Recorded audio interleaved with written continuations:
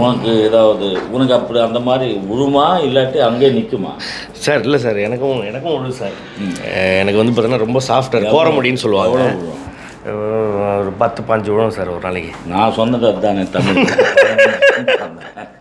சரி, அப்போ முடி வளர்கிறதுக்கு ஏதாவது இருக்கா ஸ்பெஷலாக? சார் முடி வளர்கிறதுக்கு வந்து இந்த பகோடாவில் வந்து கருவேப்பிலை இருக்குல்ல சார், ஆமாம், அது சாப்பிட்ணுன்னு சொல்லுவாங்க சார். பகோடா கூட தருவாங்கள்ல, அது அந்த நார்மலாக கூட வெளியே கருவேப்பிலை வைப்பானுங்க, கொத்துமல்ல வைப்பானுங்க.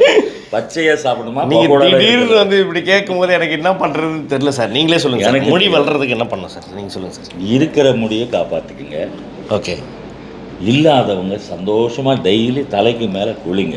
சூப்பர். இதுக்கு மேலே வார்த்தையே கிடையாது. உன் ஹேரை பார்த்து நான் சந்தோஷப்படுறேன். நீ அதை எடுத்துக்கோ. தாடி ஒரு சீவு. சந்தோஷப்பட்டேன். பாய்.